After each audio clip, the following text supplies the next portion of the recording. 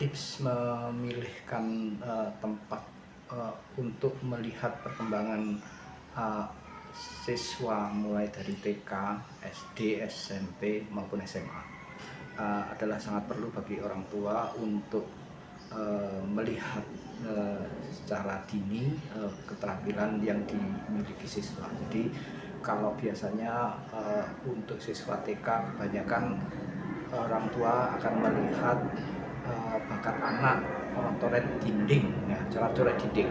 Maka, rata-rata berkesimpulan, bahwa anak tersebut, suka gambar. Padahal, belum tentu coret-coret dinding itu, sebagai ekspresi dari, karya anak-anak nantinya. Jadi mungkin juga ini sedang mencari jati diri. Mungkin juga nanti meskipun dia menggambar, tapi bakat, aslinya mungkin bukan gambar. Jadi bisa juga nanti dia akan, cenderung lebih, minat pada matematika, mungkin juga minat pada otomotif atau bongkar pasang. Ya, itu orang tua, harusnya lebih paham, jadi tidak buru-buru langsung memvonis. Jadi seperti ini, oh anak saya berarti bukan bakat gambar, belum tentu. Jadi untuk itu perlu bagi orang tua untuk melihat lebih jauh sebelum, dicoba semua, ya, dicoba semua. Nanti, lebih minat kemana dia, ke bongkar pasang misalkan aja, bongkar pasang mobil-mobilan. Dia teliti enggak, dia, bisa bongkar dan bisa mengembalikan enggak, karena itu, sangat, kompleks. Jadi mulai pola pikirnya dibentuk dari itu. Kemudian bisa juga dia, eee, senang jalan-jalan. Jadi keinginan tahu tentang segala sesuatu dia lebih lebih lebih kuat dibanding dia ada di kamar. Misalkan aja di kamar tapi betah. Nah, coba aja kalau, dia lebih betah di kamar, kemungkinan dia, hobi pada matematik atau hobi pada pembuatan game, ya, pembuatan game dengan dengan, bisa dengan tablet, bisa dengan mouse, ya, dibiarkan saja. Jadi dibiarkan saja mereka, berekspresi melalui media-media itu, tapi jangan terlalu apa ya, menghabiskan waktu. Jadi misalkan kalau dengan tablet, maka gunakan, dengan cara, dia mengkomposisikan, ini, apa, benda-benda geometris. Misalkan dengan tablet ya bisa mengkomposisikan antara lingkaran, kemudian kubus, kemudian segitiga. Kemudian setelah itu hanya 3 benda saja. Berikutnya, silakan diisi masing-masing kan, satu satu warna, kemudian dikombinasikan. Nah, kalau dia tertarik begitu ya dicoba saja. Semoga, bisa kita mengarahkan ke sana. Kemudian kasih, apa, mainan apa 3 dimensi yang bisa, dijadikan sebagai alat belajar dengan cara disusun. Misalkan, eee, apa, benda-benda yang kubus, dan apapun ya, dari karton, dari gabus, apapun, kita persilakan anak kita menyusunnya biar, ada kemauan, untuk menyusun. Kemudian dia bisa, berekspresi, bisa juga mengimajinasi. Ada anak salah satu teman yang, dia menginginkan membuat dinosaurus dari kardus. Ya, kasih kesempatan dia untuk berekspresi tentang dinosaurus ini dengan karton, dengan kardus. Sediakan apa maunya, kurang apa. Ini kita orang tua harus menyediakan apa. Jadi ikuti saja dengan hal yang sederhana, kasih lem, kasih gunting, kasih kertas, kertas warna-warni, ya silakan, dia berekspresi. Kita hanya mengamati. Oh, kemudian kalau dia bercerita tentang ini adalah, binatang dinosaurus atau apa, ya kita iyakan, kasih kesempatan dia untuk menjelaskan. Jadi kita kasih pertanyaan, kira-kira ini apa ya, ini kira-kira tingginya seberapa, apa warnanya, apa makannya, apa itu kita perjelas. Imajinasinya akan kuat kalau kita bertanya. Jadi bukan hanya melihat. Kemudian jangan lupa untuk mendokumentasikan apapun yang sudah dibuat oleh anak-anak kita itu sebagai apa ya, titian titian perkembangan yang sudah dia capai. Satu saat dia akan kepingin lebih lagi. Jadi gitu. Kalau untuk yang TK maka menggunting, melipat, menempel gitu aja. Berikutnya mulai lebih kompleks lagi, mengkombinasikan, mengkomposisikan itu, kemudian memilih warna, memilih bahan. Berikutnya menyesuaikan antara konsep dan ukuran yang kira-kira dia mampu untuk menggendongnya. Misalkan aja dinosaurus dia mampu gendong, ya silakan. Kemudian kasih juga pembanding.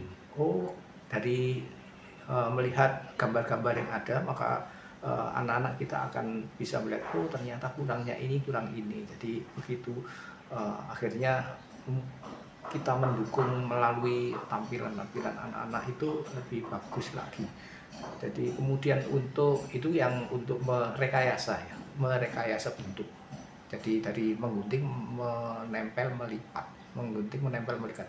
Berikutnya kalau untuk di seni menggambarnya ya sediakan aja berbagai macam. Misalkan aja ada krayon, ada pensil warna, ada cat air atau cat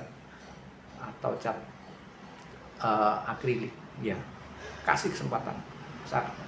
Mereka akan milih nanti. Ternyata kemampuannya mereka ada di salah satunya.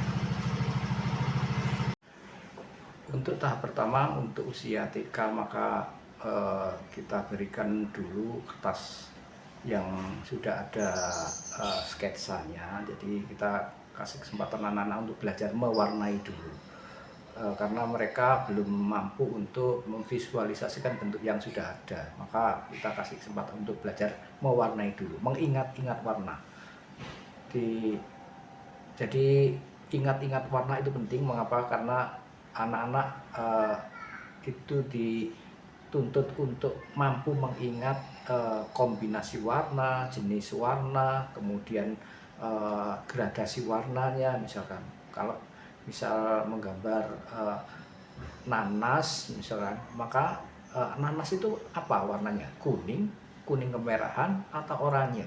Maka di sana kan dalam satu benda itu mesti ada gradasi antara warna pokok, kemudian lebih terang atau lebih gelap. Nah itu kita terapkan pada benda-benda yang sedang digambar oleh anak-anak kita, yakni ya di kertas warna tadi, kertas mewarna.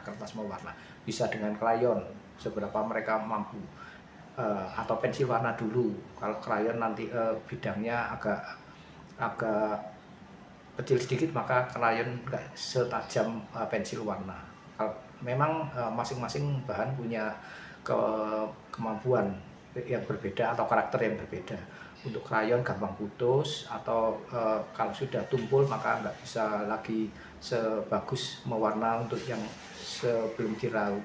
Kemudian ada lagi pensil warna untuk bidang-bidang yang kecil, maka itu lebih bagus lagi. Berikutnya kalau mereka sudah mampu agar tidak bosan menggambar, tapi latihan terus ya, maka kasih kesempatan untuk mencoba bahan yang baru dengan cat air. Cat air yang lebih gampang adalah cat air yang sudah ada dalam bentuk palet. Jadi dalam bentuk palet itu mereka tinggal ambil aja, karena satu palet isinya bisa 12, bisa 24, bisa 36. Jadi mereka nggak usah mencampur lagi, nanti waktunya habis untuk mencampur. Sedang untuk yang cat air jenis palet itu lebih gampang, anak-anak akan lebih cepat memvisualisasikan benda yang dia lihat. Di samping itu untuk cat air kan berwarna pewarnaannya menggunakan air, kemudian tipis, metodenya tipis-tipis saja kita dampingi waktu mereka mulai menyapu dengan warna, sehingga lebih pas. Jadi kita wanti-wanti untuk tidak sampai keluar garis, tapi itu memang butuh untuk usia tertentu. 4 tahun itu masih belum bisa mewarna dengan tepat di dalam garis. Untuk yang usia mulai 6, 7 sudah bisa. Jadi sebaiknya untuk itu didampingi Bapak Ibu sambil mereka kumpul bersama di ruang keluarga, maka kasih kesempatan anak-anak untuk mengekspresikan melalui buku mewarna. Buku mewarna ada yang kita bisa beli di online, itu lebih banyak variasinya. Ada yang 1 lembar itu hampir 1 meter, tapi anak-anak bosen ya. Jadi biar aja nggak 1 lembar aja ukuran A4, karena kalau A3 masih terlalu besar untuk anak-anak, ya kita kasih kesempatan untuk yang kecil aja A3, A4 ya, A4. Kemudian setelah itu jangan lupa didokumentasikan atau ditempel di dinding tempat mereka biasa ada, misalkan di kamarnya atau di ruang belajarnya ya. Itu nanti mereka akan tahu perkembangannya, dan itu lebih praktis lagi kalau didigitalkan, divideokan. Mereka akan bisa senang melihatnya, oh sampai usia saya sekian. Jadi itu perlu untuk anak-anak yang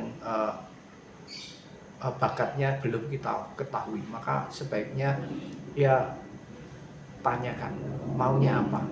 Mereka misalkan kalau dibelikan mainan maunya apa, kalau kita ke toko buku, nah dia milih apa, gambarnya apa. Nah itu kita mencoba untuk menerjemahkan sesuai kemampuannya, sehingga nanti kita tepat mengukurnya, kemudian tepat mengarahkan bakatnya. Karena dari anak-anak yang seusia TK begitu lebih baik kasih kesempatan untuk berkembang. Kemudian kalau sudah kelihatan, maka kita mulai mendampingi. Dan itu untuk usia antara TK sampai SD itu sudah bisa. Tapi sebelumnya kan kita tidak bisa mengukur anak kalau hanya mengikuti sebuah les hanya 2 kali pertemuan atau 4 kali, ya sudah. Kalau dirasa itu tidak pas dengan kemauannya, ya sudah, hentikan aja, ganti les yang lain. Dengan begitu maka kita membantu mereka untuk tumbuh berkembang sesuai dengan kemampuannya, karena bakat seseorang itu akan tergantung dari pelatihan waktu mereka kecil. Jadi lebih gampang nanti mengarahkannya. Misalkan nanti sampai di perguruan tinggi, oh anak ini bakatnya menggambar, maka arahkan ke arsitektur atau desain komunikasi visual atau apapun yang sifatnya desain, bukan yang sifatnya kaku ya, jadi yang sifatnya kreatif, jadi ilustrator, jadi pelukis, atau jadi desainer. Jadi itu semua, jadi tidak harus jadi pelukis, tapi bisa jadi apapun yang berhubungan dengan kemampuan seni. Untuk itu kami sarankan kasih aja kesempatan anak-anak berkembang. Terima kasih. Untuk berikutnya nanti akan saya bahas lagi tentang keterampilan untuk usia SD. Saya kira begitu. Semoga bermanfaat.